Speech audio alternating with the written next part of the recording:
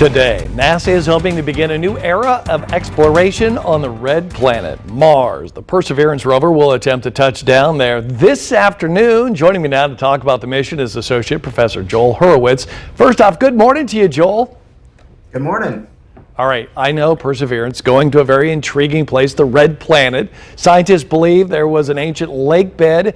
I'm just curious, what will the rover be studying there in that lake bed as opposed to just maybe finding old lawn chairs in the lake?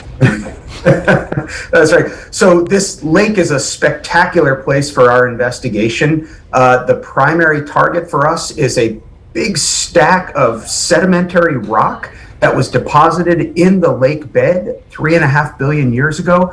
And so we're going to be studying each one of those layers sort of one by one, and it contains a record or a snapshot of the environment on Mars through time. And we're hoping that it also contains some fossilized remnants that may tell us whether or not life started on Mars at one time in its history. So it's going to be a really exciting sort of geological and astrobiological investigation for us. Kind of like you can see when you're looking right at the Grand Canyon, the side of it. Hey, what are you most looking forward to learning with Perseverance?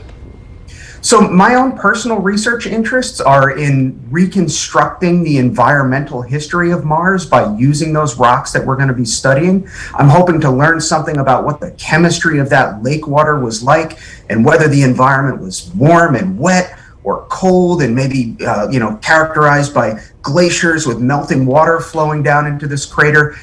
That type of investigation sets the stage for us to understand whether or not that was an environment that could have been inhabited by microbes. And then we can sort of take that next step to looking into whether or not the environment had signs of life in it. So that, for me, that's personally the most sort of interesting and rewarding thing to get involved with. It does sound interesting. I'm going to do an interesting question here and kind of a twofer.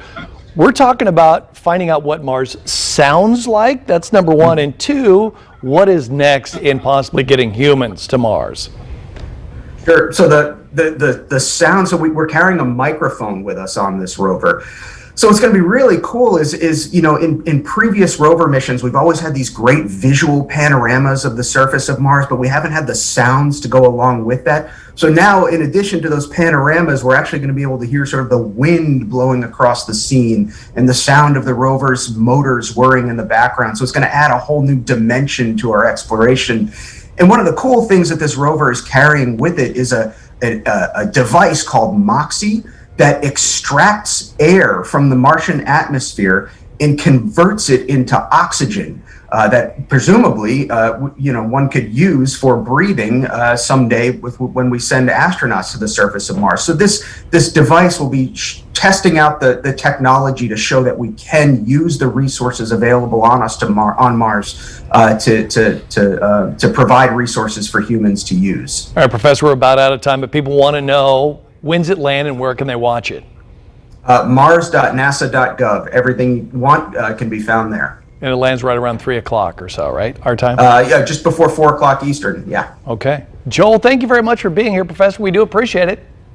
Thank you very much. All right, Jess, over to you. Great stuff.